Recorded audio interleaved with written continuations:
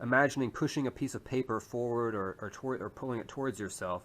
Same idea with the sideways swipes. If I want to go to a screen that is to the right, I actually need to swipe to the left because it's like I'm pulling that piece of paper over to the left so that I can see the part that's more over on the right. So if I do a 3-finger sideways swipe to the left, podcast, page 2 of 2. It will switch pages. And similarly, if I want to go back to part of the home screen that is to my left, I need to swipe to the right, pulling the virtual piece of paper in that direction. Disney Plus home, page 1 of 2. Dock, Chrome. Okay. So let's do a quick recap of what we've learned so far, just in terms of gestures. We learned that we can move the focus one item at a time with single finger swipes to the left and to the right. OneDrive, clock. We can make it read the screen with doing 2-finger swipes, either up or down. And we can silence VoiceOver at any time by doing a 2-finger single tap. The 3-finger swipes up and down allow us to move through many rows at once of a long list of items, or to switch between pages if we do those swipes sideways with 3 fingers. And you may have noticed that we've left out a seemingly very basic gesture. What would happen if I swiped up or down with 1 finger? I can do left and right to go forward or backward by 1 item, but up and down don't actually do that.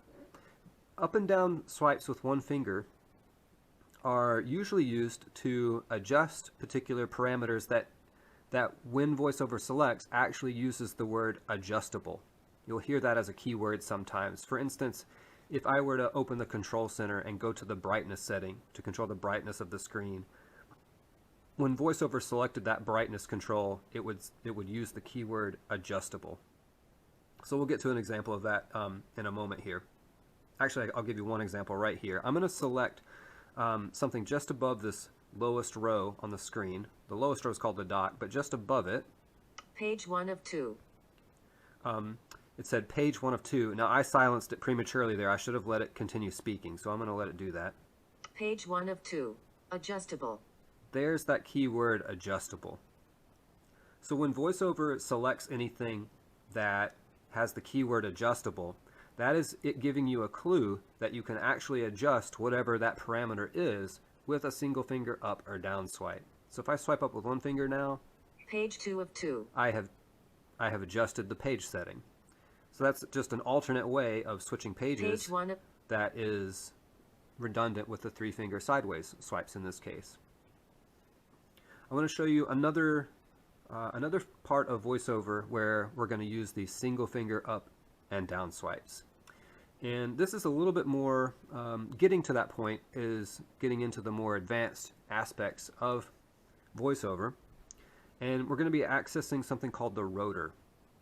Think of the rotor as a dial, like a dial on your washing machine or something like that, where you twist it to a certain value. Like on your washing machine, you might twist it to delicates, or you might twist it to heavy load or something like that. You're turning it to a particular setting. So the gesture itself can be done a couple of ways. It is one of the more tricky ones in terms of the dexterity. So I'm going to show you 2 different ways that you might try it, and one of them might be easier for you. But again, think of it as a dial, as twisting something, and the gesture therefore relates to kind of twisting something. One of the 2 ways that I'll show you is that we'll take our thumb and an index finger on the same hand, kind of like we're ready to pinch something, but we'll keep our fingers apart, and we'll put them both down on the screen at the same time as we kind of twist our wrist as if we're turning something with our thumb and our index finger. Characters. And each time that I do this twist, a little thing pops up for a moment, and it tells me the setting that I have turned the rotor to. Words. Speaking rate. Containers. Headings. Adjust value. Characters. So I'm virtually twisting this thing called a rotor, this virtual dial, and putting it on a particular setting that I then want to adjust. I want to adjust or interact with that setting somehow.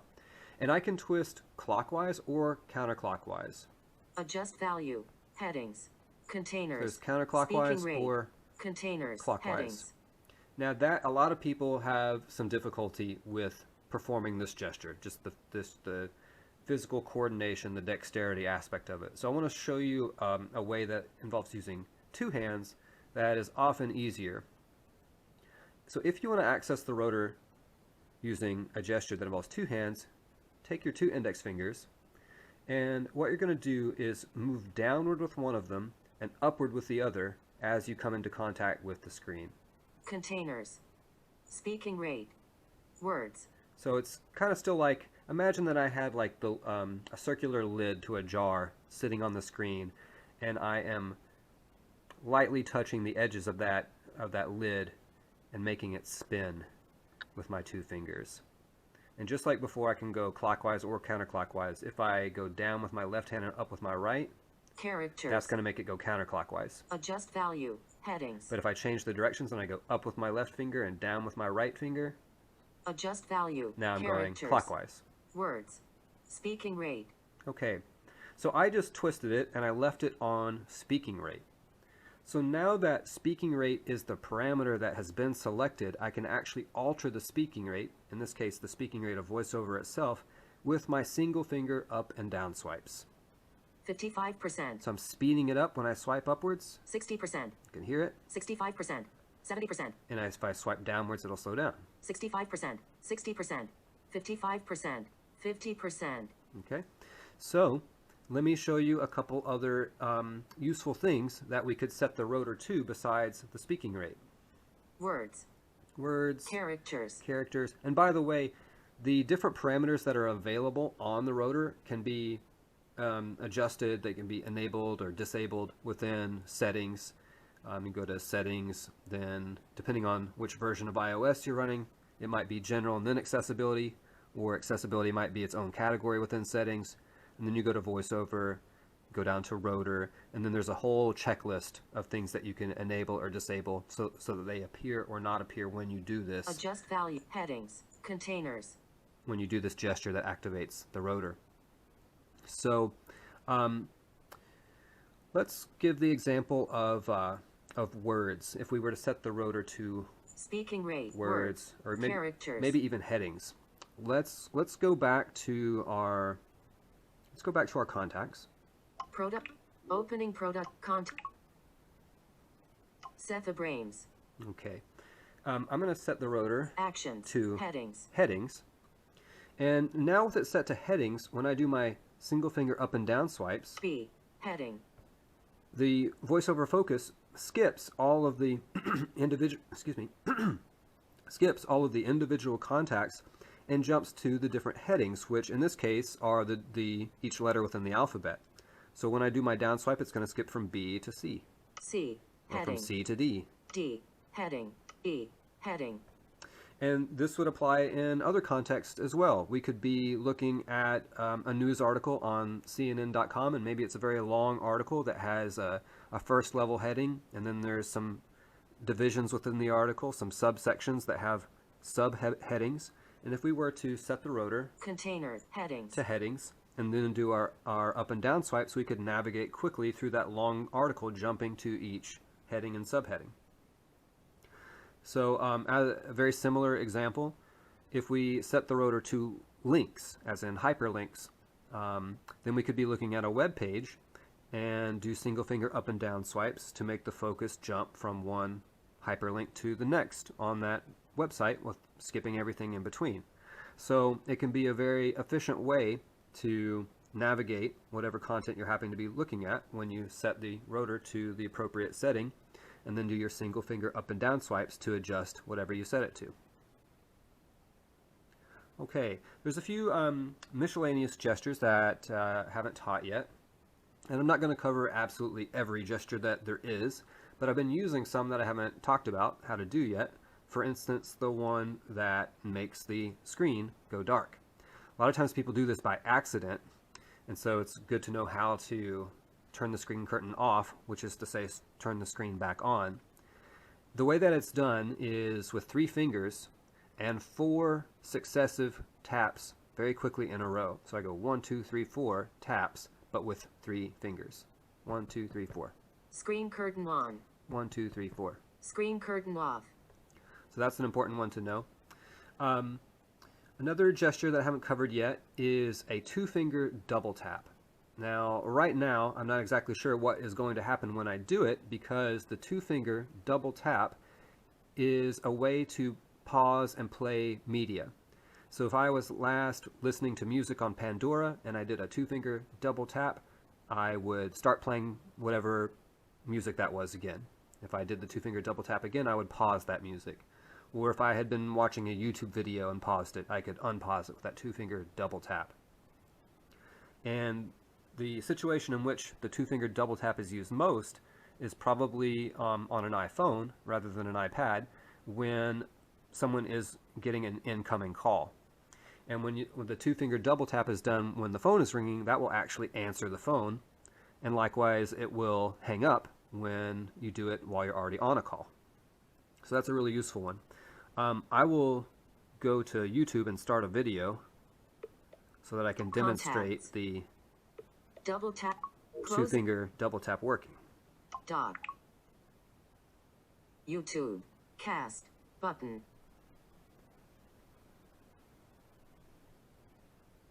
Okay, let's put on some NBA highlights. 9 minutes. Races tomorrow and clear So if I do a skies. 2-finger double tap, see how it paused the video? And I can unpause it the same way. Great racing weather. And our Okay. I also have not covered a gesture that involves 2 fingers, but 3 taps instead of 2. And when I do this, it activates something called the item chooser. Now I'm going to demonstrate that. It could work here, but I think it'll make more sense if I go back to my main screen before I do it. Dock. So I'm going to do a 2-finger triple tap, and it's going to activate something called the item chooser. Let me just go ahead and do it. Oop, I did it too many times. 1, 2, 3. 11 items. Search. The item chooser is part of VoiceOver that takes every possible element on the screen, every icon, link, button, whatever it may be, anything that the VoiceOver Focus can possibly select, and it alphabetizes it, and it puts it in this list. And so if you are, say, looking at a website that has dozens and dozens of links, lots of text, images, all kinds of stuff, and you are looking for example, the play button on a YouTube video, but it is embedded in a million other things and it's hard to find, especially if you are swiping to the right to move the focus one item at a time, and it's going through all kinds of things that are irrelevant, and it's taking a long time to get to that button that you know would be labeled play.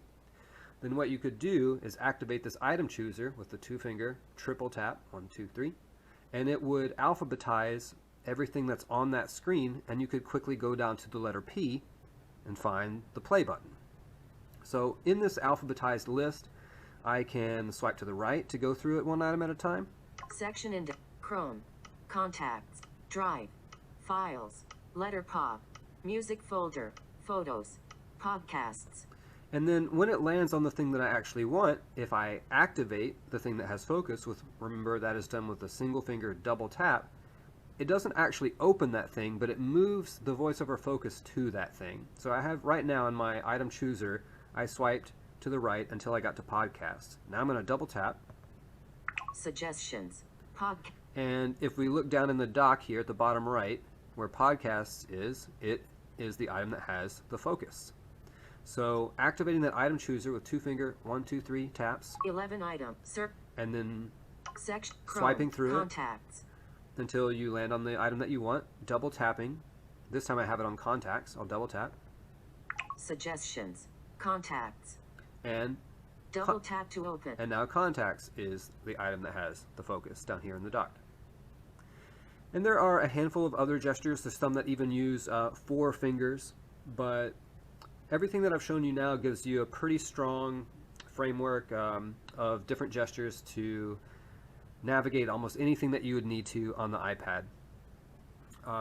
Most important thing to practice is, especially when you're doing your swipes, whether it's 1 or 2 or 3 fingers, is to be in motion when you touch the screen. One of the things that really frustrates people is when they're trying to do a swipe and move the focus, but they touch and then start to slide their finger.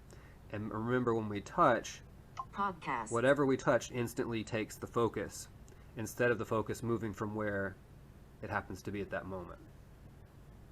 So one last tip I'll leave you with is that there is something called Voiceover Practice Mode. And it allows you to perform all these different gestures without it actually performing the real function of that gesture. It allows you to practice the dexterity and the memorization part of learning the gestures without those gestures doing things to the iPad. So I want to show you how to get into Voiceover Practice Mode and how it works. The way that you do that is to go into Settings. So if you don't know where your settings is on the screen, you can use Siri to simply say Open Settings, or I have my settings linked down here in the dock. Dock. Settings. Settings. And then from within Settings, this will depend on your version of iOS. You'll either need to first go to General and then Accessibility, or on the newer versions, Accessibility has its own section within Settings. So I'm going to go to Accessibility. Accessibility. And then the very first item in Accessibility is VoiceOver. So I'm going to go to VoiceOver. Voiceover. Accessibility. And then if I swipe to the right enough times, I will land on Voiceover Practice.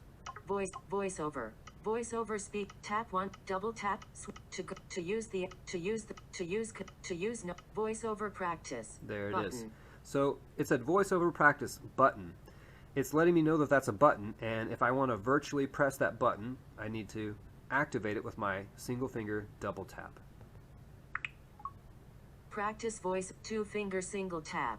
Toggle speech. And so now I can touch anywhere on the screen, and I can practice all these different gestures, and the iPad will then give me feedback about which gesture it actually registered. So I could do a right swipe with one finger. 1-finger swipe right. Move to next item. And it tells me the gesture that it registered as well as the function of that gesture. So a 1-finger swipe to the right would move the focus to the next item on the screen. 1-finger swipe left. Move to previous item. 2-finger swipe up. Read from top. 2-finger swipe down. Read all. 2-finger single tap. Toggle speech. 2-finger double tap. Magic tap. 2-finger triple tap. Show item chooser. 3-finger swipe up. Scroll down. 3-finger swipe down. Scroll up. 3-finger swipe left. Scroll right. 3-finger swipe right. Scroll left. 3-finger triple tap. Toggle screen curtain. Touch. Speak item. Touch. And there's one Speak more item. that I can't really demonstrate in this VoiceOver Practice Mode. I'm going to get out of it. The way that you do that, by the way, is you need to find the Done button, which is in the very top right corner of the screen.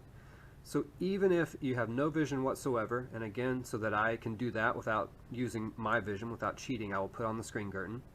Paste. 3-finger excuse me. triple tap. Toggle screen curtain. Of course, I made a silly mistake there. When I'm in this VoiceOver Practice Mode, I can't actually do that because it is designed to let me practice gestures without them actually taking their effect. So what I was going to show is that even if the screen was totally black and I could see nothing, if I start to memorize where certain buttons tend to be located on the screen, I can kind of explore by dragging my finger around in that area until my finger touches the thing that I'm looking for and I hear it announced. So a common design feature of lots of different apps is that a Done button will tend to be in the top right corner, which is the case here. So if I drag my finger around the top right corner of the iPad, Done button. I'll eventually find that Done button. Dock. So the last thing that I wanted to demonstrate is something called the split tap. And it's kind of a way of combining dragging a single finger around on the screen to find what you want, kind of like what I just did with the Done button. I can just drag my finger Camera. around. OneNote. OneDrive. App Store. And then when I find the thing that I want to activate, instead of lifting my finger off of the screen and doing a double tap, which would activate it, there's a little bit of a shortcut. I can TV, App Store. drag to the thing that I want, Double tap to and open. then with a different finger, I usually use the index finger of my dominant hand to drag around on the screen, and then the middle finger of my right hand to perform the second part of this gesture called the split tap. And the split tap is keeping my index finger on the item that I want to activate, but then tapping with that middle finger anywhere else on the screen. And that is the equivalent of me having lifted my hand off completely and doing a double tap. So it is a little bit more efficient way of activating things, especially if you're typing. So if I go into Notes so I can enter some text here. Notes. Notes. Note. Text field. Note. Text. So I've got my virtual keyboard up on the screen now, and I could put my finger down and drag around the screen, and that would announce the different letters that I'm touching as I go. I'll write my name. Cap A. Now I could lift my finger and double tap Cap A. to enter the A, but I could have done the split tap, which is to drag there, A. keep my finger on it, and then tap Alpha. A. with another finger. R. R. So I'm dragging around with my index finger, never lifting my index Oscar. finger until I get to the letter that I want, and then tapping once with any other finger anywhere else on the screen. O. N. And if it's difficult to do one-handed, November. you can do it two-handed. So I can drag with one hand and tap with N. the other. And that's going to conclude our introductory lesson on voiceover gestures. We've covered a lot of territory. All of this stuff takes time to memorize. It takes time to practice the physical component of performing the gesture and kind of getting your timing down. So try not to be frustrated at first. Go into that voiceover practice mode where you can just go crazy and do all the gestures without it actually performing any of them. And it gives you feedback on which gesture that it registered. And we'll pick up next time building on what we've learned today.